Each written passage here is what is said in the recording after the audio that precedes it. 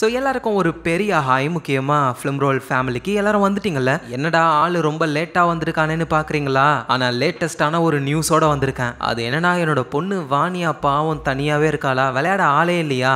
வாணியா subscribe பண்ணுங்க. சொல்லு. ஆனால் இப்போ வாணியாவுக்கு ஒரு துணை வரப்போகிறாங்க. ஸோ அந்த விஷயத்த முதல்ல உங்ககிட்ட சொல்லணும் அப்படின்னு நினச்சேன், சொல்லிட்டேன். என்னோட பொண்ணு வாணியாவுக்கு எனக்கு அம்ப்ரெல்லா அகாடமியில் வாணியான்ற கேரக்டர் பிடிக்கும். ஸோ அந்த பேரையே வச்சுட்டேன். ஆனால் இப்போ அடுத்த குழந்தை வரப்போகுது. அந்த குழந்தைக்கும் பேர் ரெடி. ஆண் குழந்தையா இருந்தா ஜானஸ், பெண் குழந்தையா இருந்தா மார்த்தா. அதோட என் வாணியா பாப்பாவுடைய அட்டகாசங்களெல்லாம் மை லிட்டில் ஃபேமிலின்னு தனியாக ஒரு சேனலில் அப்லோட் பண்ணிக்கிட்டு இருக்கேன். நீங்கள் பார்க்கலன்னா ஜஸ்ட் போய் செக் பண்ணி பாருங்க. ஞாபகமாக சப்ஸ்கிரைப் பண்ணிக்கோங்க, உங்கள் ஃபிலிம் ரோலையும் மை லிட்டில் ஃபேமிலியையும் சேர்த்து. ஸோ இதுதான் அந்த ஹாப்பியான நியூஸ் உங்ககிட்ட சொல்லிட்டேன். இப்போ நம்ம வீடியோக்குள்ளே போகலாம். இன்னைக்கு நம்ம தாய்வான் காரணங்க எடுத்த சும்மா வேற லெவலில் ஒரு ஹாரர் த்ரில்லர் கதையை தான் பார்க்க போகிறோம். ஆக்சுவலாக இது ஒரு 8 எபிசோடு இருக்கிற ஒரு சீரீஸ் தான். ஆனால் இந்த ஒரே வீடியோலேயே நம்ம பார்த்துடலாம். ஒன்லைன் என்னன்னா, ஒரு வித்தியாசமான ஃபோன் ஒன்று. அந்த ஃபோனை வச்சு ஏதாவது ஒரு பர்சனை நம்ம போட்டோ எடுத்தா போதும், அவ்வளவுதான், அவர் இந்த உலகத்துல இருந்து டெலிட் ஆயிடுவாரு, மறைஞ்சிருவாரு. சோ இந்த மாதிரி வித்தியாசமான ஒரு போனு ஒரு லேடி கையில கிடைக்குது. அதனால அவங்களுக்கு என்னென்ன ப்ராப்ளம் வருது, இந்த போனுக்கு பின்னாடி இருக்கிற மர்மம் என்னன்றது தான் முழு கதையே. சோ வீடியோவை ஃபுல்லா பாருங்க. உங்க டைமுக்கு ஒரு ஒருத்தான கதை. இன்னைக்கு நம்ம 2023 வருஷத்துல ரிலீஸ் ஆன டெலிட்ன்ற ஒரு தாய்வான் ஹாரர் த்ரில்லர் சீரிஸ் உடைய கதையை தான் பார்க்க போறோம். சோ கதையோட ஆரம்பத்துல சூப்பர் மார்க்கெட்ல ஒரு பொண்ணு அங்கேயே பொருளை வாங்கிக்கிட்டு இருக்கிற ஒரு லேடி கிட்ட போயிட்டு ஒரு போனை கொடுத்து, ப்ளீஸ் என்ன ஒரு போட்டோ எடுங்க அப்படின்னு சொல்லி கொடுக்குறாங்க. சரின்னு அந்த லேடியும் போட்டோ எடுக்கலான்னு போகும்பொழுது அந்த பொண்ணு அழுதுகிட்டே இருக்காங்க. இங்க அந்த லேடி போட்டோவை எடுக்க அந்த போன்ல இருந்து ஒரு பிளாஷ் வருது. சடனா அந்த பொண்ணு அந்த இடத்துல இருந்து மறைஞ்சு போறாங்க. சோ இதை பாக்குற அந்த லேடிக்கு ஒன்னும் புரியல. இவங்களோட பேரு தான் லில்லி. சோ கதை அப்படியே கொஞ்சம் பாஸ்டுக்கு போகுது. சோ நம்ம லில்லி அவங்களோட பாய் ஃப்ரெண்ட் கூட ஒரு வெக்கேஷன்ல இருக்காங்க. அவரோட பேர் எய்ம். சோ ரெண்டு பேருமே ஜாலியா அவங்க டைமை ஸ்பெண்ட் பண்றாங்க. அதுக்கப்புறமா ஊருக்கு கிளம்ப இங்க ஒன்னா இருந்தவங்க தனித்தனியா கிளம்பி போக ஆரம்பிக்கிறாங்க. ஏன்னா இவங்க ரெண்டு பேருமே ஒரு அஃபேர்ல தான் இருக்காங்க. ஆல்ரெடி இவங்க ரெண்டு பேருக்குமே மேரேஜ் ஆயிடுச்சு. ஆனா அவங்களுடைய பார்ட்னர்ஸ்க்கு தெரியாம இவங்களுக்குள்ள ஒரு அஃபேர் ஓடுது. அதுவும் லில்லி இருக்காங்கல்ல, அவங்க அவங்களுடைய டிரைவருக்கு நிறைய காசுலாம் கொடுக்குறாங்க. ஏன்னா அந்த டிரைவருக்கு லில்லி ஒரு அஃபேர்ல இருக்கிற விஷயம் தெரியும். எங்க நம்ம ஹஸ்பண்ட் கிட்ட சொல்லிட போறாரோ அப்படின்னு நிறைய காசை கொடுத்து டிரைவருடைய வாயையும் அடைக்கிறாங்க. ஸோ லில்லியுடைய ஹஸ்பண்டோட பேர் டூ. அவரு ஒரு பெரிய ஃபார்மே வச்சிருக்காரு. அதுல நம்ம லில்லிக்கு பிடிச்ச ஒரு குதிரை ஒன்று உடம்புக்கு முடியாம சாகர நிலைமையில இருக்கு. அங்க வேலை பார்க்குறவங்க, அம்மா நம்ம இதை கருணை கொலை பண்ணிடலாம் அப்படின்னு சொல்லி கேட்குறாங்க. ஆனா லில்லிக்கு ரொம்ப பிடிச்ச குதிரைன்றதுனால அதெல்லாம் முடியாது, எப்படியாவது இதோட உயிரை நான் காப்பாத்தியே ஆவேன் அப்படின்னு சொல்லும் பொழுது அங்க லில்லியோடைய ஹஸ்பண்ட் டூ வராரு. அவர் என்ன, லில்லி பிசினஸ் விஷயமா ஏதோ மீட்டிங்க்கு போயிட்டு வந்த போல. ஆமா, நீ மீட்டிங்க்கு போயிட்டு வரும்போதெல்லாம் நம்ம டிரைவர் கிட்ட நிறைய பணம் வருது போல, பயங்கரமா சரக்கு அடிக்கிறானா, எனக்கு ஆளுங்க சொல்லி அனுப்புறாங்க. உடனே லில்லியும், இல்ல நான் தான் அவனுக்கு பணம் கொடுத்தேன், ஏன்னா என் மீட்டிங் முடிகிற வரைக்கும் அவன் வெயிட் பண்றான்ல, ரொம்ப நல்ல டிரைவர், அதான் நான் பணம் கொடுத்தேன் அப்படின்னு போய் சொல்றாங்க. சோ அப்புறம் லில்லி அங்க இருந்து போகலான்னு பொழுது துப்பாக்கில சுடுற சவுண்டு பார்த்தா லில்லியோடைய ஹஸ்பண்ட் டூ உடம்புக்கு முடியாம இருந்தா அந்த குதிரையை ஷூட் பண்ணி சாகடிச்சிடுறாரு. அதனால லில்லி அப்படியே செமையா கடுப்பாகி அங்க இருந்து போறாங்க. இந்த பக்கம் லில்லி அஃபேர்ல இருக்காங்கல்ல எய்ம்ன்றவர், ஆக்சுவலா அவரு ஒரு ரைட்டர். அவரு ரீசெண்டா ரிலீஸ் பண்ண புக்கு சேல்ஸ்ல சும்மா பிச்சுக்கிட்டு போகுது. அதுவும் அந்த புக்கு இவரு சின்ன பிள்ளையா இருக்கும் பொழுது காட்டுக்குள்ள தொலைஞ்சு போயிட்டாராம். அப்ப என்னென்ன விஷயங்கள் நடந்ததோ அது எல்லாத்தையும் ஒரு பயோகிராஃபியா எழுதின புக்கு தான் அது. சோ அதை பத்தி இன்டர்வியூலாம் அவர் கொடுக்குறாரு. சோ அப்புறம் எய்ம் வீட்டுக்கு வராரு. அவருக்கு ஒய்ஃப் இருக்காங்க, அவங்களோட பேரு ஓரன். சோ அந்த ஓரன் மெதுவா அவங்க ஹஸ்பண்டான எய்ம் பக்கத்துல வர அவரு கண்டுக்கவே மாட்டாரு. ஏன்னா அவருக்கு அவரோட ஒய்ஃபை விடவே லில்லி மேல தானே காதலு. சோ அதனால ஓரன் ரொம்ப கஷ்டப்படுறாங்க. பாத்ரூம்ல அவங்க குளிச்சுக்கிட்டு இருக்கும்போது கால்ல என்னமோ குத்துது. என்னடான்னு பார்த்தா ஒரு கம்பல்.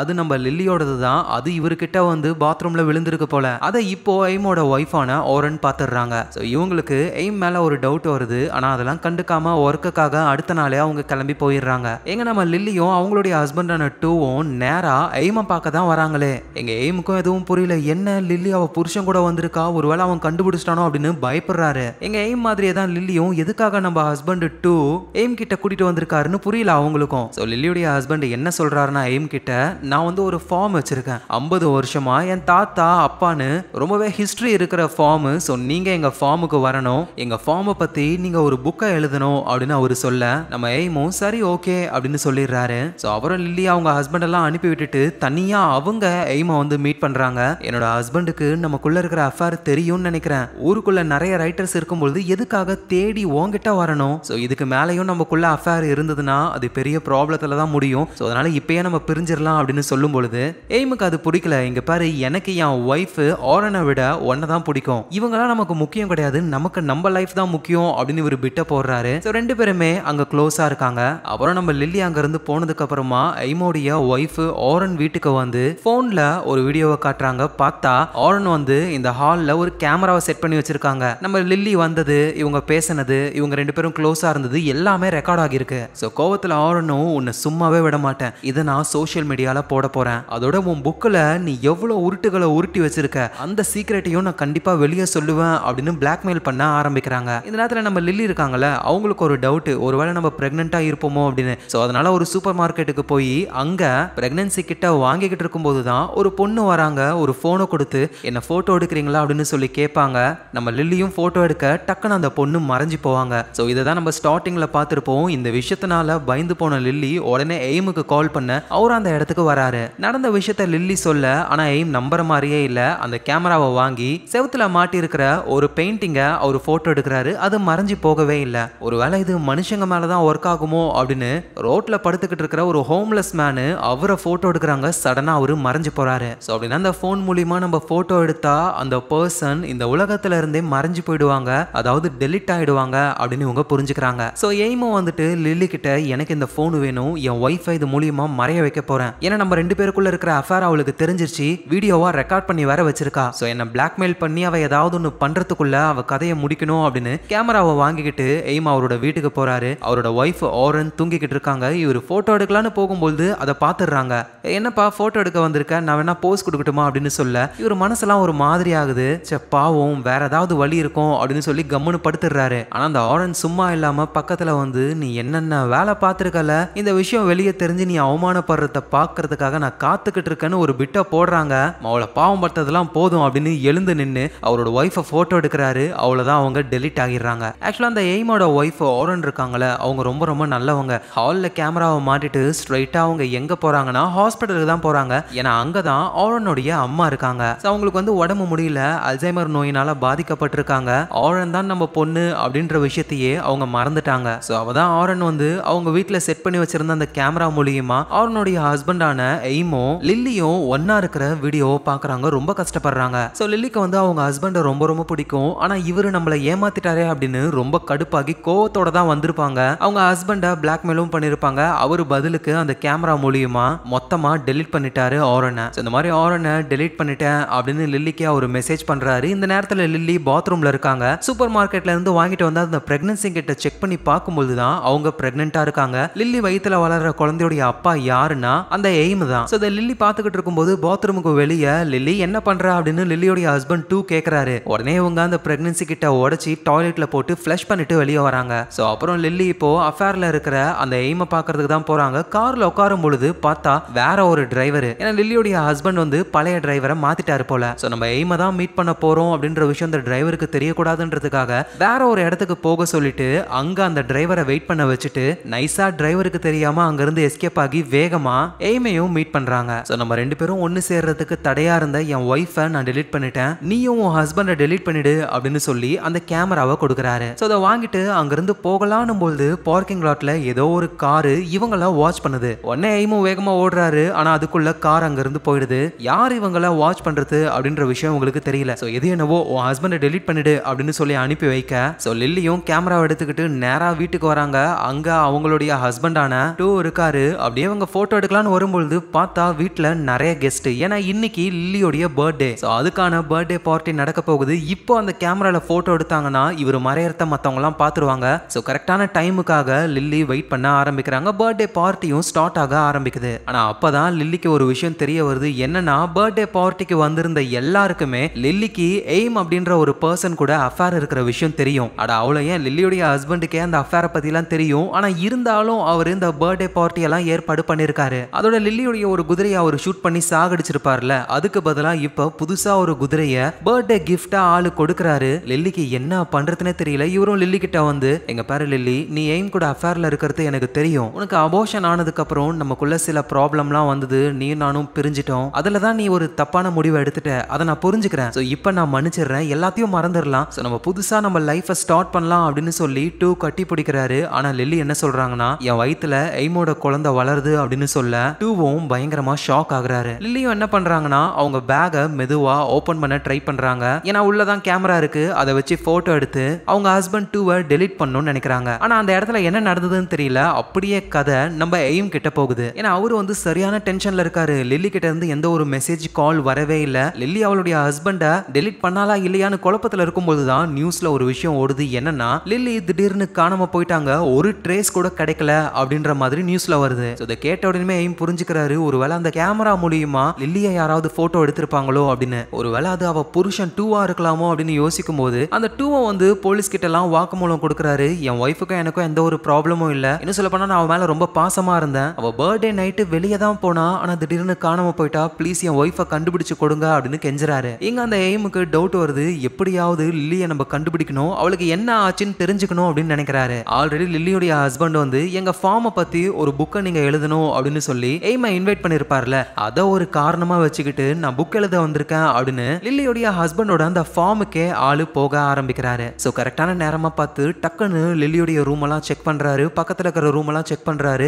எந்த ஒரு க்ளூவுமே எய்முக்கு கிடைக்கவே இல்ல. அங்க லில்லியுடைய ஹஸ்பண்ட் வர சவுண்ட் கேக்குது. வேகமா இவர் வராரு. ரூம்குள்ள இருந்து வரத லில்லியுடைய ஹஸ்பண்ட் டூவும் பாத்துறாரு. அங்க போயிட்டு என்ன பண்ணிட்டு வரீங்க? அது வந்து எனக்கு அர்ஜென்ட்டா பாத்ரூம் வந்துச்சா, அதான் அங்க இருக்குமான்னு பார்க்க போனேன் இப்படின்னு ஆளு சமாளிக்கிறாராமா. ஆனா லில்லியுடைய ஹஸ்பண்டுக்கு லில்லிக்கும் எய்முக்கும் இருக்கிற அஃபேர்லாம் ஆல்ரெடி தெரியும். இருந்தாலும் தெரியாத மாதிரியே அவரை நேரா குதிரைகள் இருக்கிற இடத்துக்கு கூட்டிட்டு போறாரு. அப்படியே பேச்சு வாக்குல எல்லா உண்மையும் சொல்ல ஆரம்பிக்கிறாரு. ஆக்சுவலா லில்லி எங்க போனான்லாம் எனக்கு தெரியல. இப்பெல்லாம் நானும் அவளும் சரியா பாத்துக்கிறது கூட கிடையாது. ஏன் தெரியுமா? ஏன்னா லில்லி ஒருத்தன் கூட அஃபேர்ல இருக்கா. அவன் மூலியமா லில்லி இப்ப பிரெக்னென்ட்டாவும் இருக்கா அப்படின்னு சொல்ல இங்க நம்ம எய்ம் ஷாக் ஆகுறாரு. என்னப்பா நீ ஷாக் ஆகுற? அப்படின்னா லில்லி பிரெக்னென்ட்டா இருக்கிறதுலாம் உனக்கு தெரியாதா? ஐயோ மூஞ்ச பாக்கணுமே, இரு நான் போட்டோ எடுக்கிறேன் அப்படின்னு பாக்கெட்டுக்குள்ள இருந்து போனை எடுக்கலான்னு ட்ரை பண்றாரு. எங்க எய்ம் என்ன நினைச்சுக்கிறாருன்னா, லில்லியோடைய ஹஸ்பண்ட் அந்த கேமரா வச்சு நம்மளையும் போட்டோ எடுத்து டெலிட் பண்ண போறோம் அப்படின்னு வேகமா ஓடி போய் சண்டை போடுறாரு. பாக்கெட்ல இருந்து அந்த போனும் வெளியே வருது. பார்த்தா அது கேமரா கிடையாது, நார்மல் போன் தான். அப்படியே லில்லியோடைய ஹஸ்பண்ட் டூவை பிடிச்சி ஒழுங்கு மரியாதையா சொல்லு, லில்லியை என்ன பண்ண? அந்த கேமராவை யூஸ் பண்ணி லில்லியை டெலிட் தானே பண்ணிட்ட, ஏன் இப்படி பண்ண அப்படின்னு கேட்க லில்லியோடைய ஹஸ்பண்டுக்கு புரியல. என்னது டெலிட் பண்ணிட்டனா? நீ என்ன பேசுறேன்னு எனக்கு புரியல. லில்லியை நீ தான் எங்கேயோ கூட்டிட்டு போயிட்ட அப்படின்னு நான் நினைச்சுக்கிட்டு இருக்கேன் அப்படின்னு சொல்ல எய்முக்கு இப்பதான் புரிய வருது. அப்படின்னா லில்லியோடைய ஹஸ்பண்டுக்கு அந்த கேமராவை பத்திலாம் தெரியாது. அப்ப லில்லி எங்க தான் போயிருப்ப அப்படின்னு சொல்லி குழம்புறாரு. இதுக்கு மேல நம்ம இங்க இருந்தா ப்ராப்ளம் அப்படின்னு சொல்லி எய்ம் தெரிச்சுக்கிட்டு ஓடுறாரு. பின்னாடியே லில்லியோடைய ஹஸ்பண்டும் திறத்த ஆரம்பிக்கிறாரு. ஆனா எப்படியோ அங்க இருந்து எஸ்கேப் ஆயிடுறாரு ஆளு. இந்த நேரத்துல லில்லி காணாம போயிட்டாங்கல்ல, அந்த கேஸ் வந்து ஒரு டிடெக்டிவ்க்கு வருது. அந்த டிடெக்டிவ் இது மட்டும் கிடையாது, நம்ம லில்லி மாதிரியே நிறைய பேர் மர்மமான முறையில காணாம போயிருக்காங்க. அவங்களுடைய கேஸ் டீடைல் எல்லாம் பார்த்துக்கிட்டு இருக்காரு.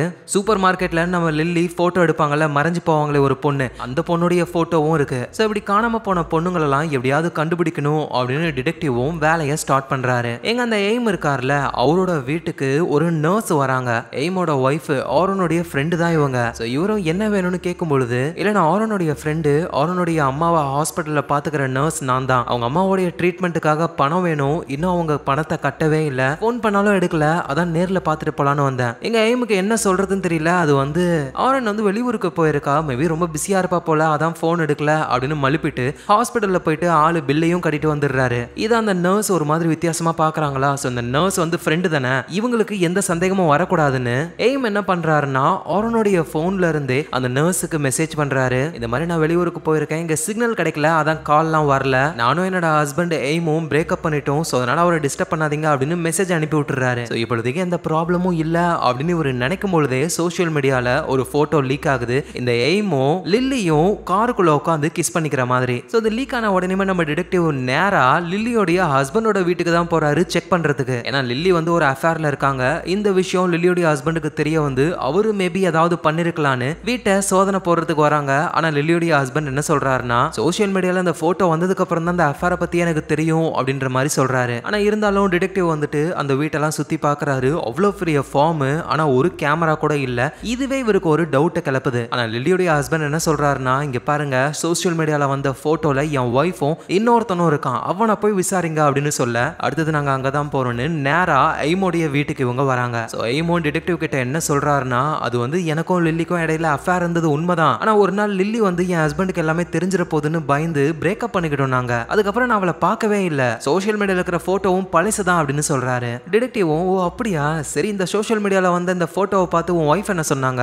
என்னோட ஒய்ஃப் வந்து அவங்க வெளியூருக்கு போயிட்டாங்க, அதோட அவங்களும் நானுமே பிரேக்கப் பண்ணிக்கிட்டோம். என்னப்பா நீ ஒய்ஃபு கிட்டயும் பிரேக்கப் பண்ணிக்கிட்ட, லவ் பண்ற பொண்ணு கிட்டயும் பிரேக்கப் பண்ணிக்கிட்ட, டவுட்டா இருக்கே அப்படின்னு டிடெக்டிவ்க்கு டவுட் அதிகமாக ஆரம்பிக்குது. ஸோ அதனால டிடெக்டிவ் வந்துட்டு அந்த ஒய்ஃபான ஆரனை பத்தி விசாரிக்க ஆரம்பிக்கிறாரு. ஆரனுடைய ஃப்ரெண்டு ஹாஸ்பிட்டல் இருப்பாங்களா நர்ஸ், அவங்களையும் விசாரிக்கிறாரு. இந்த நேரத்தில் லில்லியுடைய ஹஸ்பண்ட் டூ இருக்கார்ல, அவருக்கு ஒரு சிஸ்டர் இருக்காங்க, அவங்க பேரு ஜூனு. ஸோ அந்த சிஸ்டர் அவரு கூப்பிடுறாரு, ஏன் இப்படி பண்ண அப்படின்னு சொல்லி கேட்க இப்பதான் நமக்கும் தெரிய வருது சோஷியல் மீடியால லில்லியும் எய்மும் கிஸ் பண்ற மாதிரி போட்டோ லீக் ஆச்சுல, அதை லீக் பண்ணதே டூவோடைய சிஸ்டரான இந்த ஜூனுன்ற பொண்ணு தான். ஸோ லில்லியோட ஹஸ்பண்டும் அவரோட சிஸ்டர் ஜூன் கிட்ட இங்க பாரு, கேட்காம ஒரு விஷயத்த பண்றத நிப்பாட்டு, நீ பண்ணதுனால தேவையில்லாம போலீஸ்லாம் வந்து விசாரிச்சுட்டு போறாங்க அப்படின்னு சொல்லி திட்டி அனுப்புறாரு. இந்த ஜூனுன்ற பொண்ணுக்கு என்ன கோவம் அப்படின்னா, நம்ம அண்ணன் டூவையே ஏமாத்தி இன்னொருத்தன் கூட அஃபேர்ல இருக்காரு அந்த லில்லி அப்படின்ற ஒரு கோவம் தான். இந்த நேரத்துல நம்ம டிடெக்டிவ் வந்து அந்த எய்மை அகைன் கூப்பிட்டு விசாரிக்க ஆரம்பிக்கிறாரு. இங்க பாருப்பா, நல்லா விசாரிச்சுட்டேன், உன்னோட ஒய்ஃப் ஆரன் வந்து வெளியூருக்கு போயிருக்காங்க அப்படின்னு நீ சொல்ற,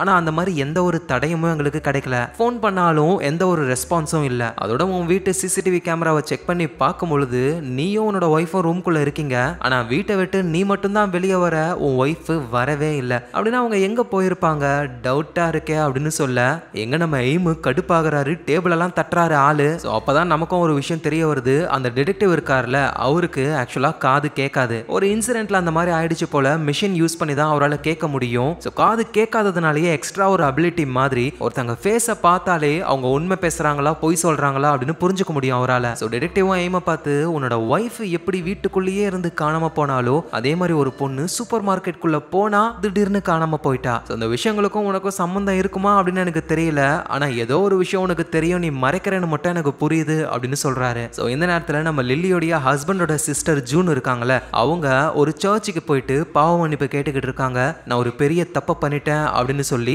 அந்த கேமராவை எடுத்து வைக்கிறாங்க. அப்படின்னா இந்த பொண்ணு ஜூன் தான் அந்த கேமரா வச்சு என்னமோ விளையாட்டு விளையாடி இருக்கு. அது என்னன்னு இப்பதான் நமக்கும் தெரிய வருது. ஆக்சுவலா அந்த ஜூனுன்ற பொண்ணு அவங்க கிளாஸ் டீச்சர் கூட பேசிக்கிட்டு இருக்காங்க. அந்த கிளாஸ் டீச்சருக்கும் ஒரு பொண்ணு இருந்தாங்க, ஆனா அவங்க ரீசெண்டா காணாம போயிட்டாங்க. ஜூனை பார்க்கும் பொழுது அவங்க பொண்ணு மாதிரியே உங்களுக்கு தோணுது. ஸோ அதனால ஸ்கூல்ல நடக்கிற காம்படிஷன்ல நீ கலந்துக்கோ, கண்டிப்பா நீ ஜெயிப்ப அப்படின்ற மாதிரி பேசிக்கிட்டு இருக்காங்க. ஆனா அந்த ஜூன் என்ன பண்றாங்கன்னா, டீச்சருக்கே தெரியாம நைஸா அவங்க ஹேண்ட்பேக்ல இருந்து ஒரு ஜெபமாலைய ஆட்டைய போட்டுடுறாங்க. இத அந்த டீச்சருடைய பையன் பாத்துறாரு. ஸோ டீச்சரோட பையனும் ஜூன் கிட்ட வந்து, எங்க அம்மாவுடைய பேக்ல இருந்து நீ ஜெபமாலை எடுத்தல, ஒழுங்கா கொடுன்னு கேட்க என்கிட்ட இல்ல அப்படின்னு பேக்கெட் எல்லாம் காட்டுறாங்க. ஆனா உண்மையா அந்த ஜூனு ட்ரெஸ்ஸுக்குள்ள ஒளிச்சு அதை எடுத்துட்டு போறாங்க. அந்த ஜூனுக்கு ப்ராப்ளமே இதுதான், யாருக்கிட்டாவது ஏதாவது ஒரு பொருள் இருந்தா அதை ஆட்டைய போட்டுருவாங்க, அப்படி ஒரு நோய். ஸோ டீச்சர் கிட்ட மட்டும் கிடையாது, ஜூன் வந்து ஒரு ஹாஸ்டல்ல தங்கி தான் படிக்கிறாங்களே, அங்க தங்குற மற்ற பசங்களுடைய திங்ஸ் எல்லாம் இவங்க ஆட்டைய போடுவாங்க. அப்படி ஒரு பொருளை ஆட்டைய போட்டு இவங்க லாக்கர்ல வைக்கும் பொழுது அந்த பழி வேற ஒரு பொண்ணு மேல போய்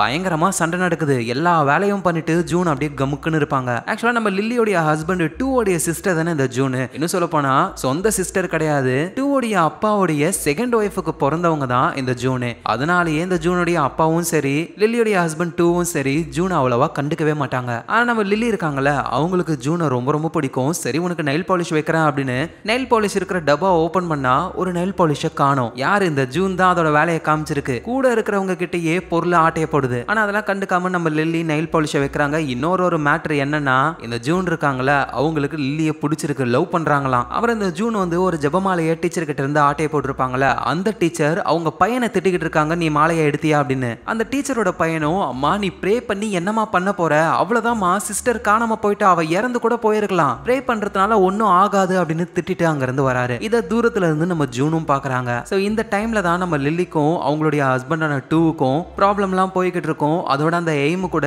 இல்லீகல் அஃபேர்ல வேற இருக்காங்க. அந்த நேரத்துல ஜூன் கூட தனியா ஒரு இடத்துல அவங்க இருக்கும் பொழுது ஜூனும் லில்லியை பார்த்து, நான் உங்களை லவ் பண்றேன்னு சொல்ல லில்லி கடுப்பாகிறாங்க. நான் உன் பிரதரோட ஒய்ஃப், அதுவும் நீயும் பொண்ணு நானும் பொண்ணு, லவ் பண்ண முடியுமா அப்படின்ற மாதிரி திட்டிட்டு போயிடுறாங்க.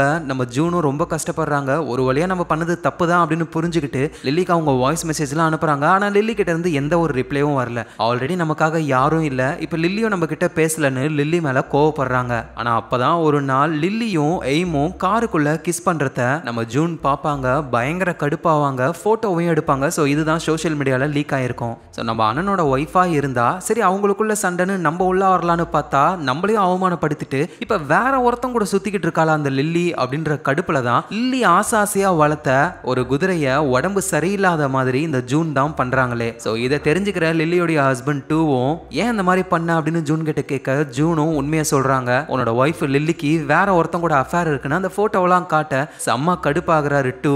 நேரா அவர் அந்த குதிரை கிட்ட தான் வராரு. இருக்கிற கோவத்தை அந்த குதிரை மேல காட்டணும்னு அந்த குதிரையை ஷூட் பண்ணுவாரு. இதை தான் நம்ம ஸ்டார்டிங்ல பார்த்துருப்போம். ஸோ அதுக்கப்புறம் நடந்த விஷயங்கள்லாம் தெரியும். நம்ம லில்லியோடைய பர்த்டே பார்ட்டில இந்த ஜூன் வழக்கம் போல லில்லி கிட்ட இருந்து எதையாவது பொருளை திருடலான்னு சொல்லி ஹேண்ட்பேக்ல இருந்த அந்த கேமராவை இவங்க தான் எடுக்கிறாங்களே. ஸோ அதை நைஸா எடுத்துக்கிட்டு ஆளு தனியா போயிட்டு செல்ஃபி எடுக்கலான்னு ட்ரை பண்றாங்க. ஆனா அது ஒர்க் ஆகவே இல்லை. சரின்னு அந்த கேமரால ஆல்ரெடி ஏதாவது போட்டோ இருக்கான்னு செக் பண்ணும் பொழுது நிறைய பேருடைய போட்டோ இருக்கு. நல்லா பிரைட்டா ஃபிளாஷ்ல அவங்க முகமே சரியா தெரியல, அந்த மாதிரி தான் இருக்கு. அப்ப அந்த இடத்துல ஒரு கேட் ஒன்று இருக்கு. சரி ஓகே இந்த கேட்டை போட்டோ எடுக்கலாம் அப்படின்னு ஜூன் அந்த கேமரா மூலியமா கேட்டை போட்டோ எடுக்கிறாங்க. அந்த கேட் அப்படியே மறைஞ்சு போகுது. ஜூனும் ஷாக் ஆகுறாங்க. அப்படின்னா அந்த கேமரா மூலியமா போட்டோ எடுத்தா அந்த பர்சன்ஸ் ரியாலிட்டில இருந்தே டெலிட் ஆயிடுவாங்க. அப்ப இந்த கேமரால இருக்கிற பர்சன்ஸ் எல்லாருமே ஆல்ரெடி டெலிட் ஆனவங்க தான் அப்படின்றதையும் புரிஞ்சுக்கிறாங்க. சோ இப்போ ஜூன் என்ன பண்றாங்கன்னா லில்லிய போட்டோ எடுத்து காலி பண்ணலாம் அப்படின்னு நினைக்கிறாங்க. ஏன்னா அவ்வளோ காண்டு. ஸோ லில்லியும் ஃபோன் நோண்டிக்கிட்டு இருக்காங்க. கரெக்டா போட்டோ எடுக்கலாம்னு ட்ரை பண்றாங்க. அவங்க போட்டோ எடுத்தாங்களா என்ன ஏதுன்னு தெரியல.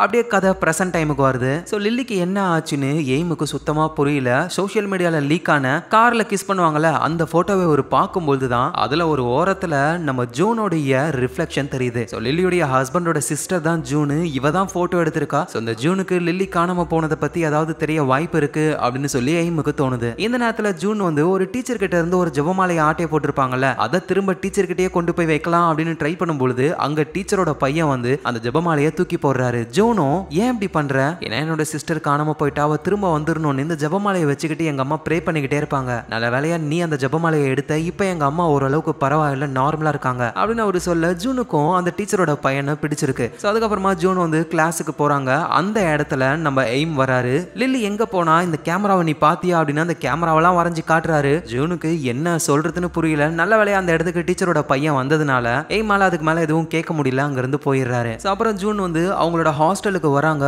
பார்த்தா பெட் எல்லாம் கலைஞ்சு போய் கிடக்குது. அவங்களோட லாக்கர் எல்லாம் அங்க இருக்கிற பசங்க செக் பண்றாங்க. இவ்வளோ நாள் இந்த அம்மா யார் யார்கிட்ட இருந்து ஆட்டையை போட்டாங்களோ எல்லா பொருளும் அங்கதான் இருக்கு, அவ்வளவுதான் மாட்டிக்கிட்டாங்க. ஸோ அந்த பசங்களாம் எல்லாத்துக்கும் காரணம் நீதான்னு ஜூனை போட்டு பயங்கரமா புள்ளி பண்ண ஆரம்பிக்கிறாங்க. ஜூன் கிட்ட இருந்து அந்த டெலிட் கேமராவையும் எடுக்கிறாங்க. ஓ புது கேமராவா, இரு உன்னை போட்டோ எடுக்கிறேன்னு நம்ம ஜூனை போட்டோ எடுக்க வர ஜூன் பயப்படுறாங்க. ஏன்னா அதோட பவர் என்னன்னு அவங்களுக்கு தானே தெரியும். நல்ல அந்த பசங்க போட்டோ எடுக்கல, பாத்ரூம்ல லாக் பண்ணிட்டு அங்க இருந்து போறாங்க. ஸோ அப்புறம் ஜூன் அங்க இருந்து வெளியே வந்து முத வேலையா அந்த கேமரா யாருக்கிட்ட இருக்கு அப்படின்னு தெரிஞ்சுக்கிட்டு ஒரு பொண்ணு கிளீன் பண்ணிக்கிட்டு இருக்காங்க. அவங்க கிட்ட தான் அந்த கேமரா இருக்கு. ஸோ ஜூனும் போயிட்டு எனக்கு அந்த கேமரா வேணும் ப்ளீஸ் கொடுன்னு சொல்ல அந்த பொண்ணு தண்ணில எல்லாம் தூக்கி போட்டு நெக்கெல்லாம் அங்க இருந்து போறாங்களா. கடுப்பான ஜூனு அந்த கேமராவை எடுத்து அந்த பொண்ணையே போட்டோ எடுக்கிறாங்க. அவ்வளவுதான் அந்த பொண்ணு அங்க இருந்து டெலிட் ஆயிடுறாங்க. கரெக்டா இந்த நேரத்துல அந்த டீச்சரோட பையன் அந்த இடத்துக்கு வராரு. நடந்த எல்லாத்தையும் பார்த்து ஷாக் ஆகுறாரு ஆளு. ஆனா டீச்சரோட பையன் நைஸா அங்க இருந்து போயிடுறாரு. இங்க ஜூன் இருக்காங்களே, இறந்து போன ஒரு காக்கா இருக்கு, அந்த காக்கா போட்டோ எடுக்கிறாங்க. அப்படியே அந்த காக்கா டெலிட் ஆகுது. ஸோ இது மூலியமா நமக்கு பிடிக்காத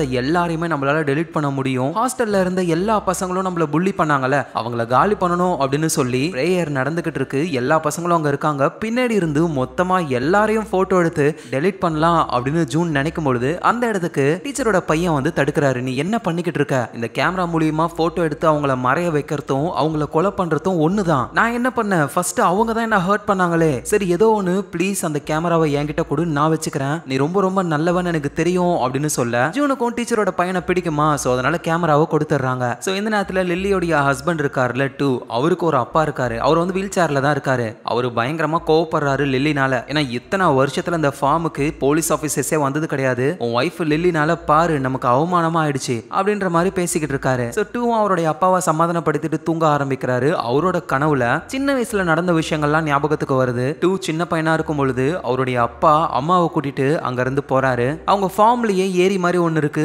அதுல ஏதோ ஒரு பொண்ணோடைய டெட் பாடி மிதந்துகிட்டு இருக்கு. டூவோடைய அப்பாவும் நீ ஒழுங்கா உள்ள போ, நீ இங்க தான் இருக்கணும்னு ஒரு அலமாரியில வச்சு சின்ன பையனா இருக்கிற டூவை அதுல லாக் பண்றாரு. சோ இந்த மாதிரி ஒரு கனவோட டூ கண்ணை முழிச்சு எழுந்துக்கிறாரு. அப்பதான் வீட்டுக்குள்ள யாரோ வந்த மாதிரி சவுண்ட் கேக்குது. இவரும் போய் செக் பண்ணி பார்க்க மாஸ்க் போட்டுக்கிட்டு ஒரு ஆளு டூவை அட்டாக் பண்ண ஆரம்பிக்கிறாரு. சோ அந்த டெலிட் பண்ற கேமராவை பத்தி தான் அந்த மாஸ்க் போட்டவர் கேட்கிறாரு. ஆனா நம்ம டூக்கு தான் அதை பத்தி எதுவும் தெரியாதுல்ல. சோ மாஸ்க் போட்டவர் விடுற மாதிரி இல்ல. நம்ம டூவும் பதிலுக்கு சண்டை போட மாஸ்க் போட்டவரால சமாளிக்க முடியல. அங்க இருந்து ஆள் எஸ்கேப் ஆகுறாரு. அந்த மாஸ்க் போட்டவருடைய செயின் மட்டும் நம்ம 2 கிட்ட மாட்டிக்குது. சோ அந்த செயின்ல ஏதோ ஒரு பேர்லாம் இருக்கு. அதை ஒரு சோஷியல் மீடியால தேடும்போது தான் அந்த செயின் யாருக்கானதுன்னா, ஸ்டார்டிங்ல நம்ம லில்லி வந்து சூப்பர் மார்க்கெட்ல ஒரு பொண்ணை போட்டோ எடுப்பாங்கல்ல, மறைஞ்சு போவாங்களே ஒரு பொண்ணு. சோ அந்த பொண்ணோட பேரு வந்து நாச்சா. அவங்களுடைய செயின் தான் இது. சோ நம்ம 2க்கும் தெரியும் இந்த நாச்சான்ற பொண்ணு வந்து திடீர்னு காணாம போயிட்டாங்க அப்படின்னு. ஒருவேளை நம்மள வந்து அட்டாக் பண்ணது அந்த நாச்சாவா இருக்கலாமோ அப்படின்ற மாதிரி ஒரு டவுட் வருது. அதோட இந்த செயினை வந்து அந்த நாச்சாவுக்கு கொடுத்தது யாருன்னா, ஹாஸ்பிட்டல்ல இருக்கிற ஒரு பேஷண்ட் தான். அது வந்து நாச்சாவுடைய ஃப்ரெண்டு. அந்த ஃப்ரெண்டு பொண்ணு கிட்ட கேட்டா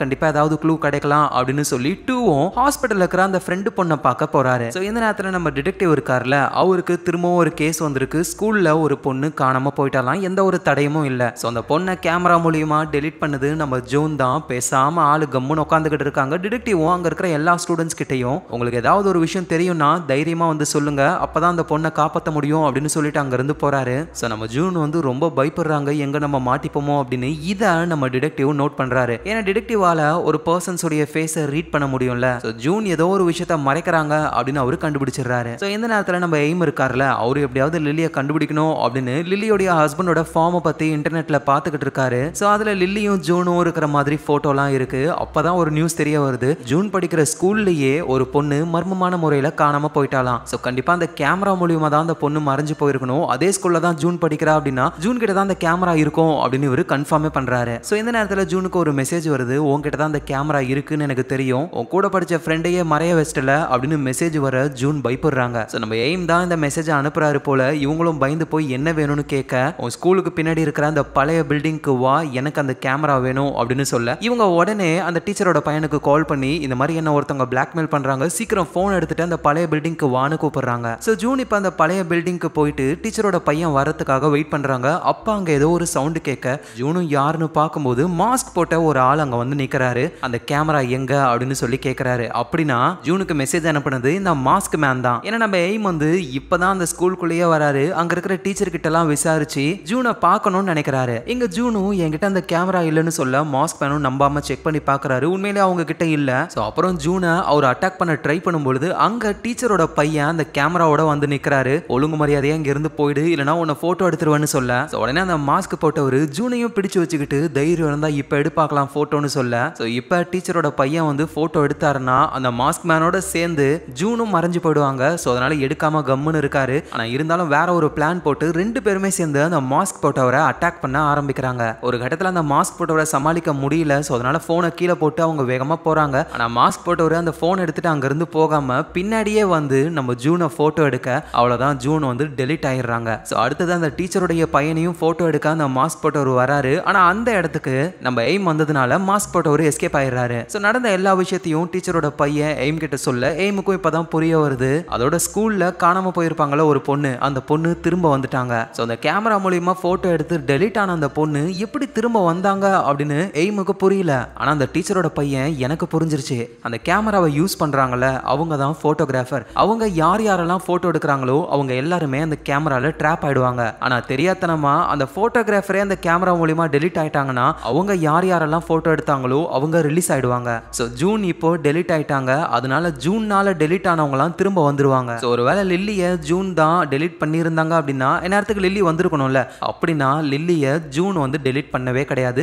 லில்லிக்கு வேற என்னமோ நடந்திருக்கு. சோ அந்த டீச்சரோட பையனுக்கு அடிபட்டு இருக்கிறதுனால எய்ம் வந்து ஹாஸ்பிட்டல்ல சேர்க்கிறாரு. சரி சொல்றா, மாஸ்க் போட்டு எவனோ வந்து அட்டாக் பண்ணான்னு சொன்னியே, ஏதாவது தடயம் சொல்லு, அவன் யாருன்னு கண்டுபிடிக்கலாம் அப்படின்னு சொல்லும்போது தான் அது வந்து நாங்க அந்த மாஸ்க் போட்டு அட்டாக் பண்ணோமா, அப்ப ஒரு பொருள் கீழே விழுந்தது அப்படின்னு ஏதோ ஒரு பொருளை பத்தி அவர் சொல்றாரு. இதே நேரத்துல லில்லியோட ஹஸ்பண்ட் 2 இருக்கார்ல, அவரும் மாஸ்க் மேன் கூட சண்டை போட்டு ஒரு செயின் அவருக்கு கிடைச்சிருக்கும். அந்த செயின் வந்து சூப்பர் மார்க்கெட்ல லில்லி கையால மறைஞ்சு போன நாச்சா அப்படின்ற ஒரு பொண்ணோட செயின் தான். அதை கொடுத்தது ஹாஸ்பிட்டல்ல இருக்கிற நாச்சாவுடைய ஃப்ரெண்டு. சோ அந்த ஃப்ரெண்டு பொண்ணை பார்க்க தான் 2 போயிருக்காரு. அந்த பொண்ணு கிட்ட விசாரிக்கும் போது தான் அந்த நாச்சா எங்க போனான்னு தெரியல, திடீர்னு காணாம போயிட்டா. ஆனா நாச்சாவுடைய அப்பா வந்து என்ன பார்த்தாரு, வேணா அவர்கிட்ட கேளுங்க அப்படின்னு சொல்லி அந்த நாச்சான்ற பொண்ணுடைய அப்பாவோட போட்டோவை காட்ட 2 ஷாக் ஆகுறாரு. யாருன்னா அது டிடெக்டிவ் தான். இதே நேரத்துல டீச்சரோட பையனும் எய்ம் கிட்ட நாங்க அவனை அடிக்கும் பொழுது அவன் காதுல இருந்து ஒரு ஹியரிங் டிவைஸ் கீழே விழுந்ததுன்னு சொல்ல நம்ம எய்முக்கும் தெரியும் அது வந்து டிடெக்டிவோடது தான் அப்படின்னு சொல்லி. சோ அப்படின்னா அந்த மாஸ்க் போட்டவர் வேற யாரும் இல்ல, டிடெக்டிவ் தான். இந்த விஷயம்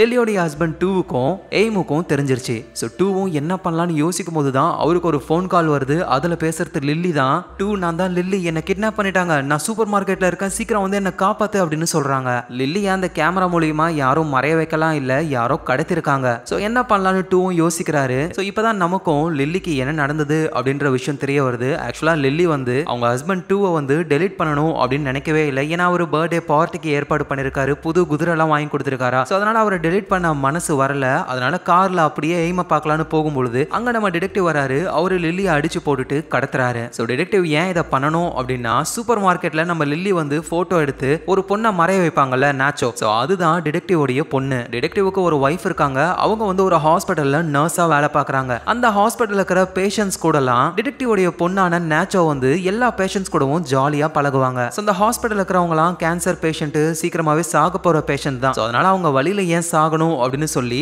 அந்த கேமராவை யூஸ் பண்ணி எல்லாரையுமே மறைய வைக்கிறாங்க, டெலீட் பண்றாங்க. சோ செயினை கொடுத்திருப்பாங்கல்ல ஹாஸ்பிட்டல்ல இருந்த ஒரு பேஷண்ட் பொண்ணு, அந்த பொண்ணையும் இவங்க மறைய வைக்கிறாங்க. இத நாச்சோடைய அம்மா அதான் டிடெக்டிவ் உடைய வைஃபும் பாத்துறாங்க. அவங்க இந்த போனை பத்தி எல்லாத்தையும் தெரிஞ்சுக்கிறாங்க. இதுக்கு மேல இதை யூஸ் பண்ணாத அப்படின்னு சொல்லி தடுத்து நிப்பாட்டுறாங்க. ஆனா அந்த நாச்சோன்ற பொண்ணுக்கு நம்ம இவங்களெல்லாம் மறைய வச்சுட்டோமே அப்படின்னு ஒரு கில்ட் ஆகி நம்மளும் இந்த போன் மூலியமா மறைஞ்சு போயிடலாம் அப்படின்னு தோணுது. அதனால நேரா ஒரு சூப்பர் மார்க்கெட்டுக்கு வந்து அங்க லில்லியை பாக்குறாங்க. லில்லி கிட்ட போனை கொடுத்து என்ன போட்டோ எடுங்கன்னு சொல்லி அவங்க மறைஞ்சு போயிடுறாங்க. அந்த நாச்சோ மறைஞ்ச உடனேயுமே அவங்க யார் யாரெல்லாம் ஹாஸ்பிட்டல்ல போட்டோ எடுத்த அந்த பேஷண்ட், அந்த ஃப்ரெண்டு பொண்ணு எல்லாருமே திரும்ப வந்துடுறாங்க. சோ டிடெக்டிவ் உடைய வைஃபுக்கு வந்து இந்த போனை பத்தி தெரியும். சோ அதனால நம்ம டிடெக்டிவ் கிட்ட சொல்லி இந்த மாதிரி ஒரு போன் இருக்கு, நம்ம பொண்ணை போட்டோ எடுத்தவள நம்ம போட்டோ எடுத்து டெலிட் பண்ணிட்டா நம்ம பொண்ணு திரும்ப வந்துருவான்னு சொல்லி அப்படிதான் லில்லியை நம்ம டிடெக்டிவ் கடத்துறாரு. ஆனா லில்லி கிட்ட அந்த போனும் இல்ல. ஒருவேளை லில்லியோட ஹஸ்பண்ட் கிட்ட இருக்கலாமோன்னு மாஸ்க போட்டு நம்ம டிடெக்டிவ் லில்லியோட ஹஸ்பண்ட் டூ கூட சண்டை போடுவாரு. அப்பதான் செயின் அந்த டூ கிட்ட போயிடும். சோ அதுக்கப்புறமா ஸ்கூல்ல டிடெக்டிவ் வந்துட்டு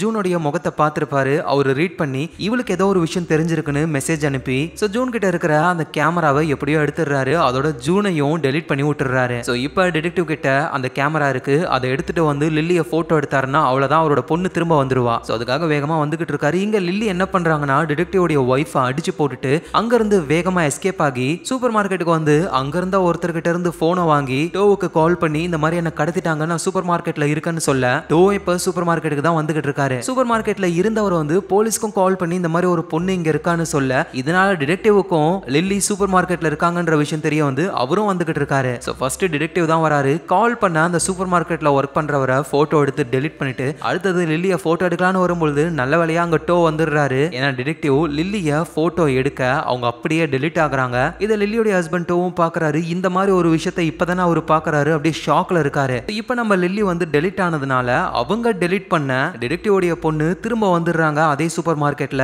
சோ டிடெக்டிவும் அவரோட பொண்ணை கூட்டிட்டு வேகமா வீட்டுக்கு போக ஆரம்பிக்கிறாரு. ஆனா பின்னாடியே லில்லியோட ஹஸ்பண்ட் டோவும் ஃபாலோ பண்ணி வராரு. இவரு மட்டும் கிடையாது, நம்ம எய்ம் இருக்கார்ல அவருக்கும் தெரிஞ்சிருச்சு. ஏன்னா அந்த டீச்சரோட பையன் சொன்னதை வச்சு டிடெக்டிவ் தான் மாஸ்க் போட்ட ஆளுன்னு சொல்லி டிடெக்டிவ் உடைய அட்ரஸை கண்டுபிடிச்சு அவரும் வந்துகிட்டு இருக்காரு. எங்க டிடெக்டிவ் அவரோட பொண்ணை கூட்டிட்டு வீட்டுக்கு வந்துட்டாரு. டிடெக்டிவ் உடைய ஒய்ஃபுக்கு அவ்வளவு சந்தோஷம். ஆனா டிடெக்டிவ் உடைய பொண்ணு என்ன சொல்றாங்கன்னா, என்ன எதுக்கு திரும்ப கொண்டு வந்தீங்க? நான் தான் வேணும்னே விருப்பப்பட்டு லில்லி கிட்ட கொடுத்து என்ன போட்டோ எடுக்க சொன்னேன். அவளுக்கும் இதுக்கும் எந்த சம்பந்தமும் இல்லைன்னு சொல்ல டிடெக்டிவ் கடுப்பாகிறாரு. கோவத்துல அவரோட பொண்ணையே அடிச்சிடுறாரு. ஏன்னா அவரோட பொண்ணுக்காக இவ்வளவு விஷயம் பண்ணிருக்காரு. ஆனா இந்த பொண்ணு சாகணும்னு நினைக்குது. அப்பதான் வெளியே யாரோ வர மாதிரி சவுண்ட் கேக்குது. கண்டிப்பா அந்த லில்லியோட புருஷனா தான் இருக்கணும் அப்படின்னு நம்ம டூவை காலி பண்ண டிடெக்டிவ் வெளியே போறாரு. அவர் வெளியே போனதுக்கு அப்புறம் வீட்டுக்குள்ள சவுண்ட் கேக்குது. என்னடான்னு பார்த்தா வீட்டுக்குள்ள நம்ம டூ டிடெக்டிவ் உடைய ஒய்ஃபையும் பொண்ணையும் கன் பாயிண்ட்ல புடிச்சு வச்சிருக்காரு. என் ஒய்ஃபை மறைய வச்சல, அந்த போனை ஒழுங்கா என்கிட்ட கொடுத்துரு அப்படின்னு சொல்ல ஆனா டிடெக்டிவ் கொடுக்கற மாதிரி இல்ல, வேற ஏதாவது ஐடியா பண்ணலாம்னு யோசிக்கும் பொழுதே டக்குனு டூ வந்து டிடெக்டிவ் உடைய ஷோல்டர்ல ஷூட் பண்ணிடுறாரு. குண்டடி வாங்கிக்கிட்டே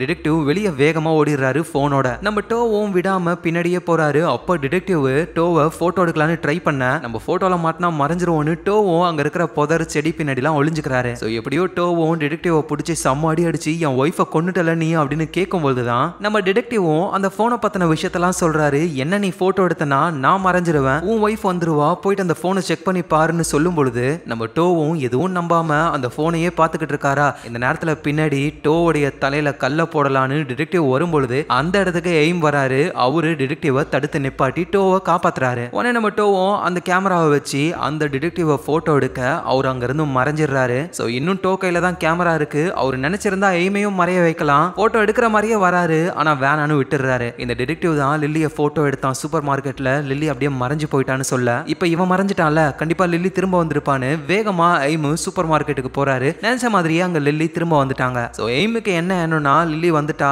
இதுக்கப்புறம் லில்லி கூடயே வாழலாம் அப்படின்ற மாதிரி ஆளு நினைக்கிறாரு. ஆனா லில்லி என்ன சொல்றாங்கன்னா, என்னால முடியாது, நான் டோ கூட தான் வாழணும்னு நினைக்கிறேன். ஏன்னா லில்லி வந்து டோ கிட்ட நான் அந்த மாதிரி பிரெக்னெண்டா இருக்கேன், அதுக்கு காரணம் எய்ம்னு சொல்லியிருப்பாங்க. ஆனா இருந்தாலும் டோ என்ன சொல்றாருன்னா, எதுவா இருந்தாலும் பரவாயில்ல, இது நம்ம குழந்தை, நம்ம 2 பேருமே சந்தோஷமா வளர்க்கலாம், நான் உன் கூட வாழணும்னு ஆசைப்படுறேன்னு சொல்ல லில்லியும் மனசு மாறி டோ கூடவே வாழணும் அப்படின்னு முடிவெடுக்கிறாங்க. ஸோ அப்புறம் எய்மை பார்த்து பிரேக்கப் பண்ணலாம் தான் வந்திருப்பாங்க. ஆனா அப்பதான் டிடெக்டிவ் வந்து நம்ம லில்லியை கடத்திருப்பாரு. ஸோ அப்புறம் இவ்வளவு விஷயங்கள் நடந்து நம்ம லில்லி ஒரு வழியா எய்ம் கிட்ட சொல்றாங்க, நம்ம இதோட பிரேக்கப் பண்ணிக்கலாம், நான் டோ கூட தான் வாழ போறேன் அப்படின்னு எய்ம் கிட்ட இவங்க சொல்ல எய்மும் ரொம்ப கஷ்டப்படுறாரு. இந்த நேரத்தில் டோ என்ன பண்றாருன்னா, அந்த கேமராவை எடுத்துக்கிட்டு டிடெக்டிவோடைய வீட்டுக்கு போயிட்டு டிடெக்டிவோடைய ஒய்ஃபையும் பொண்ணையும் போட்டோ எடுத்து டெலிட் பண்ணலாம் அப்படின்னு நினைக்கிறாரு. ஒய்ஃப் மாட்டிக்கிறாங்க, அவங்க காலி. ஆனா அந்த பொண்ணு அங்க இருந்து எஸ்கேப் ஆகி போயிடுறாங்க. ஸோ அப்புறம் டோ வந்து சூப்பர் மார்க்கெட் கிட்ட வராரு. நம்ம லில்லியும் எய்ம் கூட பிரேக்கப் பண்ணிட்டு டோ கூடவே போக ஆரம்பிக்கிறாங்க. எய்ம் அதை பார்த்து கஷ்டப்படுறாரு. ஸோ இப்போ டிடெக்டிவ் வந்து டெலிட் ஆனதுனால அவரு யாரெல்லாம் டெலிட் பண்ணாங்களோ அவங்க திரும்ப வந்துருவாங்கல்ல. ஸோ அப்படிதான் நம்ம ஜூனும் திரும்ப வந்துடுறாங்க.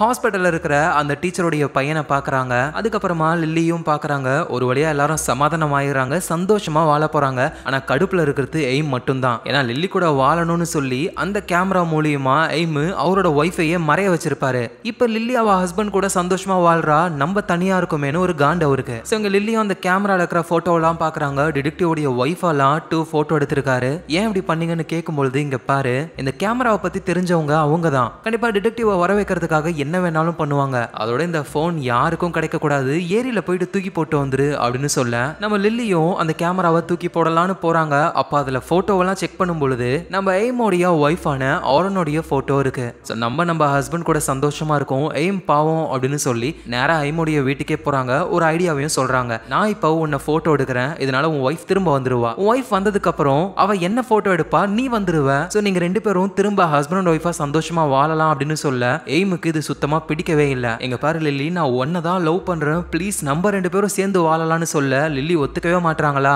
எய்மோ என்னோட ஒய்ஃப் திரும்பலாம் வர வேணான்னு சொல்ல வேற வழி இல்லாம லில்லியும் அங்க இருந்து வந்துடுறாங்க. அந்த கேமராவை ஏரியிலேயே தூக்கி போட்டுடுறாங்க. இந்த நேரத்தில் அந்த ஜூன் பொண்ணு இருக்காங்கல்ல, அவங்க டீச்சரோட பையன் கூட பேசிக்கிட்டு இருக்காங்க. ஆக்சுவலா அந்த டீச்சருக்கு ஒரு பையன் இன்னொரு பொண்ணு இருக்காங்க. அந்த பொண்ணு தான் திடீர்னு காணாம போயிட்டாங்க. இந்த போன்னால காணாம போனாங்களா என்ன ஏதுன்னு தெரியல. இன்னும் சொல்ல போனா ஜூனோட ஃப்ரெண்டு தான் அந்த பொண்ணு. அதனால டீச்சரோட பையனும் சோகமா இருக்காங்களா, எப்படியாவது காணாம போன அந்த பொண்ணை கண்டுபிடிக்கணும் அப்படின்னு ஜூன் நினைக்கிறாங்க. சோ இங்க நம்ம எய்ம் வந்து ரியாலிட்டியை புரிஞ்சுக்கிறாரு. லில்லி அவளோட ஹஸ்பண்ட் கூட போயிட்டா, நமக்குன்னு இருந்தது நம்ம ஒய்ஃப் தானே, அவரோட ஒய்ஃப் ஆரனை பத்தி நினைச்சு பாக்குறாரு. சோ மனசும் மாறுறாரு, திரும்ப நம்ம ஒய்ஃப் கூடயே வாழலாம் அப்படின்னு தோணுது. சோ இதுக்கு மேல எந்த ஒரு பொய்யும் இருக்கக்கூடாது அப்படின்னு சொல்லி சோசியல் மீடியால ஒரு போஸ்ட் போடுறாரு. இவர் எழுதிருப்பாருல ஒரு புக், சின்ன வயசுல காட்டுக்குள்ள மாட்டிப்பாரு, அது எல்லாமே பொய் புருடா. ஏன்னா அப்பதான் இவரோட பயோகிராஃபி பயங்கரமா பிக்கப் ஆகும், சேல்ஸ் பிச்சுக்கொன்னு வேணும்னே பொய் சொல்லிருக்காரு. இந்த விஷயத்த பப்ளிக்கா உண்மையா உடைச்சிடுறாரு. சோ இதை லில்லி பாக்குறாங்க, ஏன் இந்த மாதிரி எய்ம் பண்றான் அப்படின்னு சொல்லி எய்மோடைய வீட்டுக்கு அவங்க வர ஆரம்பிக்கிறாங்க. எங்க எய்ம் என்ன பண்றாருன்னா,